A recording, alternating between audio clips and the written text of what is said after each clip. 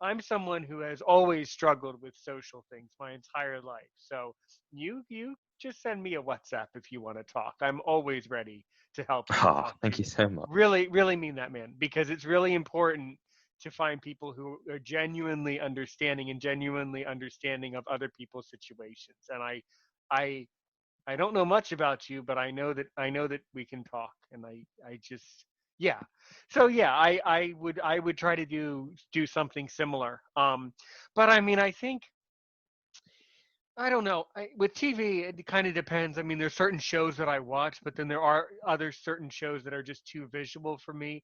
I do Mm, have usable vision, you see, so I'm able to make out a lot. But I tell people I'm sure that there are many things that I am not seeing around the world that I'm not even aware of, or I'm sure that I perceive colors, but I'm sure that I do not perceive colors, Or our vision is only our perception of what we do or do not see. So because of that, it can be very, very, very frustrating. Hmm.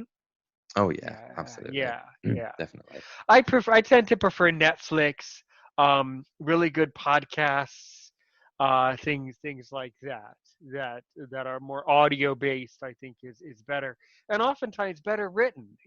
Because with audio shows, you have to have your material together. You really have to know what you're doing and what you're saying to really get your message across. So yeah. Oh yeah, definitely. Yeah. So yeah. Hmm.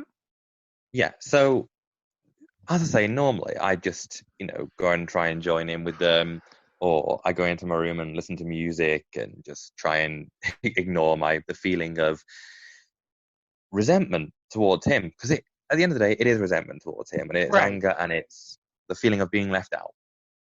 And Yeah, and the fact that his corruption and brutality and evil nature, it's because of mm, his evil nature that you feel left out. So it is his fault, and you should have resentment towards that. I agree with the resentment. Yeah. Hmm. yeah, definitely.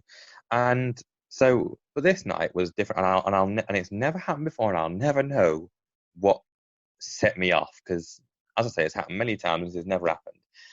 Um, I went into my room, put some music on, very normal.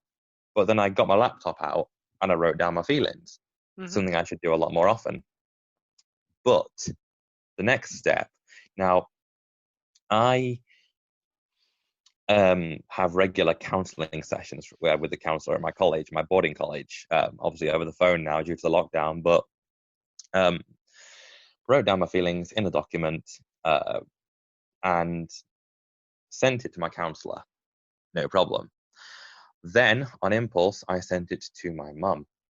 And at the time, I thought that wouldn't be a problem. But then she came in about, where are we, 5, 10 minutes after I had sent it to her. Obviously, she hadn't seen the document yet, because she's terrible with emails and stuff. But I told her about it, and I've really kind of forgotten, exactly what the conversation was. It was kind of, she was wondering if, and this is the point where I say to my, where I say that nobody can understand what, like, nobody can understand fully what another person is going through. you know Nobody has the same feelings as the other person, and this is what made it so difficult on that night to explain my feelings in words, because my mum actually thought and said to me quite a few times, "Will, is this a personal dig at me? Because all I want to do is just sit in front of the telly all evening." And I'm like, "No, mum, this is not a personal dig at you at all. You can sit in front of the TV. My stepdad, you know, he can sit in front of the TV. I'm not saying you can't do that. I'm just telling you how I feel. I feel, sad, and I feel that I can't join in, because if I want to join in, but I fear an outburst, and that part, mum and my stepdad, who joined in with the conversation later on, um, didn't grasp, or well, couldn't grasp, and that night ended on a sad note. And the next morning I thought, you know, it's a new day. Let's let's start again. But again, I've forgotten exactly what the conversation was. I think it was me, over breakfast, trying my hardest to get my mum to understand that it wasn't her fault and it's no one's fault apart from Tony's. And I've forgotten what was said, but it ended up with me storming out of the room, calling her an arsehole, which I'm not proud of. And I went into the shower, and my stepdad was out at the time, and he came back in, and obviously, mum filled him in on the details. And I will just say, when he gets cross, he gets cross. He doesn't often do it, but when he does, you've got to watch out. And he was cross. He was annoyed that I'd called mum an asshole, and He was really he was really in the States we say pissed off. He was really pissed off. He was really pissed. Yeah. Absolutely. Yeah. And he came in to try and, talk it over like an adult. And I'd worked myself up, or I was working myself into such a state that any sensible conversation was out of the window. And there was a lot of effing and blinding and fuck you, slamming doors. I almost punched my stepdad, actually, which I'd never ever dare to do because I'm not a violent person. And eventually, my stepdad ended up calling the Samaritans, which is a UK organization. Yeah. Oh boy. Okay. Yes. And I've heard of them on one of my most recent trips with an organization. You might have heard of them, called Travelize. Yeah. So many happy memories from Travelize. I really hope, I'm really hoping from the bottom of my heart that next year we can start up again, because I really wish. I just love that organization. It's the opposite of this sad conversation. Just bright and flowers and happiness, everything about that organization. But I distracted myself so well. I distracted myself. Oh yeah, one of the guys that was with us on my last trip, where we were taking a cruise down the River Rhine. He was a very nice old man in his mid 80s, and he works with the Samaritans. Yeah, he does something like Oh, he explained it. Like, if someone needs like help or something, you like go to their house and you like get them to the help that they need, or something like that. Yeah. Mm-hmm. Yeah. Yeah. And the conversation was quite therapeutic, actually. And I'd managed, all that morning, there had been so much shouting going on, and I'd managed not to cry. Now, when I got on the phone, because my stepdad called Samaritans and was like, right, we need to resolve this situation. My stepson is pretty much being abusive, which, yes, I was, but there's a reason for it. Right. No, and it's not, in this case, it's not your fault. But yes, no, he was saying that in a very general sense, right? Mm-hmm. Yeah. Right. And I got on the phone to Samaritans, and I was like, really, like, I was near tears. And God, Aaron, to start from the beginning, it was so impossible. It took me about 1 minute to say the words when I was 7 weeks old. God, I was in such a state because I'd had that outburst, and because I knew I'd gone too far, in terms of taking it out on the ones that I love. And as I say, it took me about a minute, because I was crying so much. It took me about a minute to even say, when I was 7 weeks old, I was shaken.